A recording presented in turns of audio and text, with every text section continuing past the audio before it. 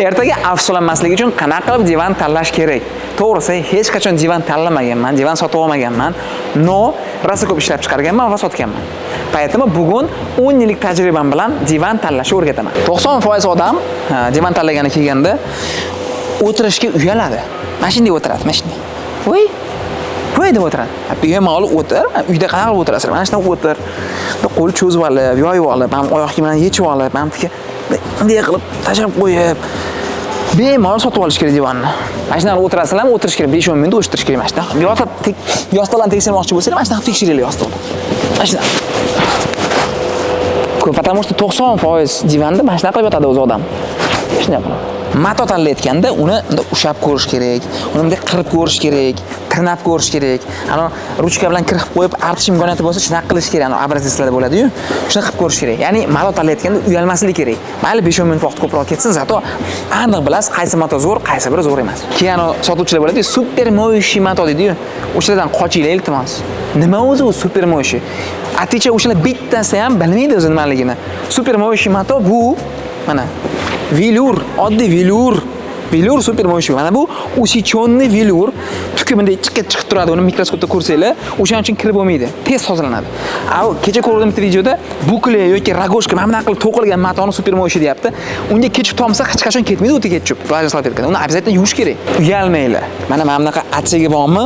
Ichiga kerak bo'lsa o'zingizlar tushib olinglar, mana bunaqa qilib sakrab ko'ringlar. Sotuvchi har doim ham ko'rsatib bera olmaydi hamma narsani. Обязательно o'zingizlar. Masalan, bunda yechiladigan chexoli bor. Yechiladigan chexol bo'lsa, o'zingizlar yechib ko'ringlar. Ichini ochib ko'ringlar, qani. O'zingizlar bilan qo'linglar bilan ushab ko'ringlar. Ertaga sizlar foydalansizlar divandan. Sotuvchi ko'rsatib berishi, nuqta oson o'xshaydi, osonga o'xshaydi va yechib taqdi. O'zi buni taqish unaqa oson emas, uni o'rganib olish kerak-da. Sotuvchidan siz o'rganib olayotganingizda. Ichini ko'ringlar, mana nimadan qilingan, qanaqa qilingan, akkuratnimi, neakkuratnimi. Ma'lumotlarni ko'ringlar, cho'tkimi, cho'tki emasmi? Ya'ni divan olayotganda asosiy uyalmaslik kerak. Agar yoyiladigan divan bo'lsa, обязательно o'zingizlar yoyib ko'ringlar. Sotuvchilar o'zi o'rganib ketganda, yoyishga mana o'zingizlar lehkomi, lehko emasmi, ochilishlari boshqasida, обязательно buni chiqarib ko'ringlar bu yoqqa mana bunday qilib, buni chiqaringlar. Mana qilib tegini ko'ringlar, qara mana. Обязательно element mana juda muhim joyi bu. Har bitta asosiy mashina rolik deylik yoki qanaqadir ramada yechiladigan bo'lishi kerak. Потому что mabodo nimadir sindirib qo'ydinglar, mana buni daqqa deb urib sindirib qo'ydinglar, nimadir qilib qo'ydinglarmi, ertaga almashtirish imkoniyati bo'lishi kerak. Karkasni qanaqa qilib tekshiramiz deganlar uchun mana eng nozik joyi mana bu joy. Mashina sinib ketmasa, qolgani cho'tki. Buni qanaqa tekshiramiz? Agar ochiladigan bo'lsa, shuni ochiladi. Ko'ringlar, qani nima qilingan mana shu joyiga minni. Qanaqadir kuchaytirish berilganmi? Mana bu masalan berilgan ekan. Qaranglar mana. O'tga profil qo'yilgan. Такой металлический, мощный, да? Agar ochilmaydigan bo'lsa, iloji yo'q. Ustiga chiqib sakrash kerak. Endi mana shu joyiga turib sakrash kerak. Sotuvchidan so'raysan, ustiga chiqmasdan sakrasam sinmaydimi? Yo'q desa, sakrab ko'ring. Chiqib, uyalmasdan.